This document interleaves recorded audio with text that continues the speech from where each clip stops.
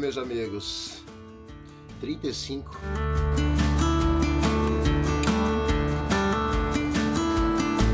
Essas datas de aniversário, assim, que são números cheios, né? Tipo 20, 25, 30, 35, 40. Elas me dão um pouco de agonia, assim. Parece que é um momento, assim, que a percepção do tempo passando, ele vem mais forte, sabe? E é muito louco, assim, pensar que, por exemplo, quando eu fiz 20 anos, o dobro da minha idade seria 40. Tipo, que é uma idade que eu tô próximo agora. E se eu pegar o dobro da minha idade agora, tipo, não é nem 60 mais, é tipo 70 anos. E ainda sobre essa questão de passagem no tempo, existe uma percepção generalizada, assim, das pessoas que eu converso, que é aquela sensação do tempo tá passando mais rápido, né? E o que me deixa mais impressionado é que, de fato, existem explicações científicas e matemáticas do porquê que a gente tem essa sensação. E matematicamente, a explicação para isso é bem simples. Quando você tem 10 anos, por exemplo, um ano equivale a 10% da sua vida inteira. Já quando você tem, por exemplo, 30 anos, um ano equivale a pouco mais de 3% da sua vida. Isso é um número, tipo, significativamente menor. Ou seja, quanto mais velho você fica, menor é a proporção que o ano representa da sua vida inteira. Isso faz com que, subjetivamente, o ano pareça passar mais rápido do que quando você era mais novo. Já do ponto de vista da neurociência, o cérebro mede a passagem do tempo de acordo com a quantidade de novos elementos que ele processa. Então, quanto mais estímulos você tem, mais longo é a sua percepção de passagem do tempo. E quando você é uma criança, um adolescente, está descobrindo as coisas ainda e meio que tudo é novidade, a quantidade de estímulos que o seu cérebro processa através de novas experiências e tudo mais, faz com que essa percepção seja mais longa. E quanto mais velho você for ficando, a tendência é que você faça menos coisas novas, né? Esse tema é bem legal, inclusive. Essa foi uma explicação bem simplificada disso. Eu até recomendo aí, se vocês tiverem interesse sobre isso, tem vários vídeos e artigos aí pela internet em que você consegue ter uma explicação bem aprofundada, aí, tanto do ponto de vista da matemática quanto da neurociência sobre esse assunto.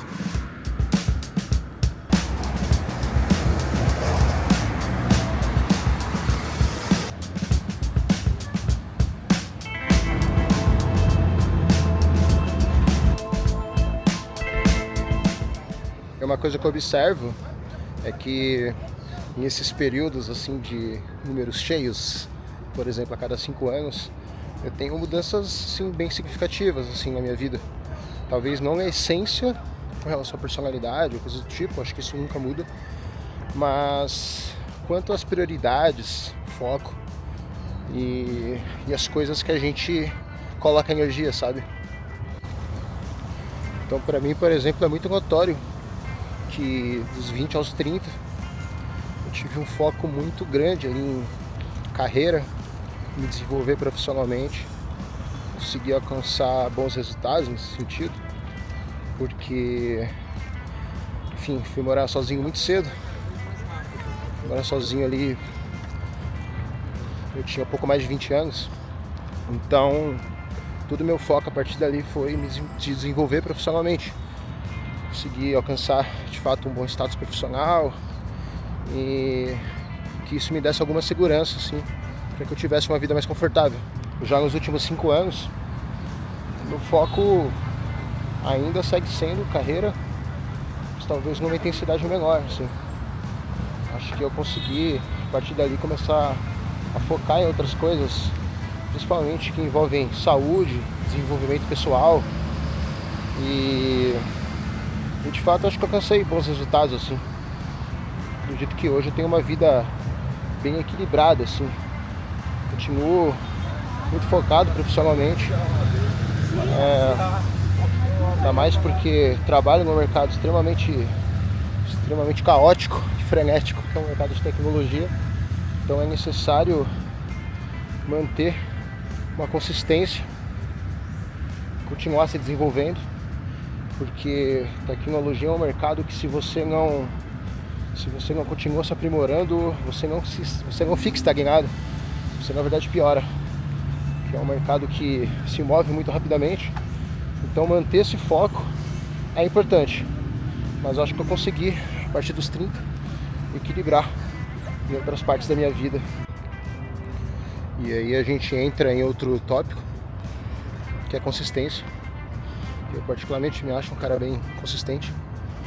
Desde que eu era mais novo, assim, tudo que eu me propus a fazer, eu me propunha a fazer, eu colocava consistência, tentava manter, de fato, fazer aquilo ali virar uma rotina para mim e deixar de ser um esforço cognitivo. Então, isso vale para qualquer atividade. Se você está estudando alguma coisa nova, se você está começando a praticar atividades físicas, uma nova dieta, não importa. A única forma de atingir bons resultados é se manter consistente. E eu acho que eu consegui, de fato, ter essa consistência aí ao longo da minha vida.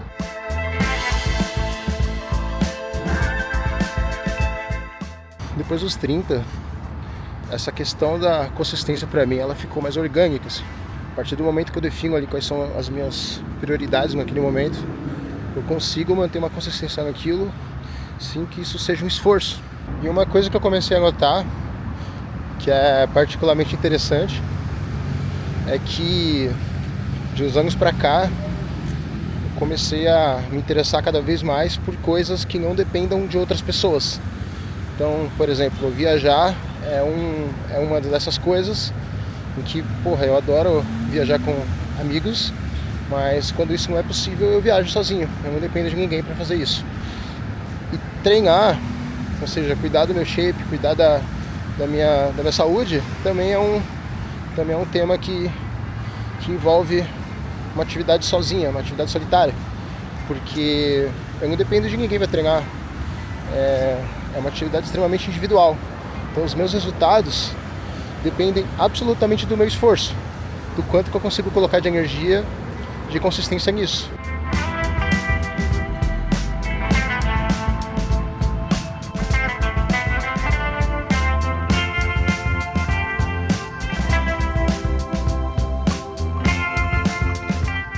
E geralmente alguém gosta de comemorar aniversário, na verdade. É uma data que eu fico bem, reflexivo sobre a vida e tudo mais. Mas esse ano especificamente caiu no sábado. Então meus amigos acharam uma afronta eu não fazer nada. Então mais tarde eu vou no bar para comemorar esses 35 anos.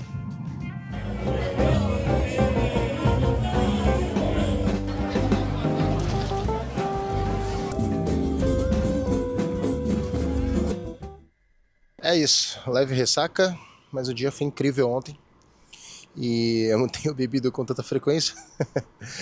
Então sempre que eu bebo com mais intensidade ultimamente eu tenho sofrido aí com ressaca. Eu acho que também é sinal da idade, né?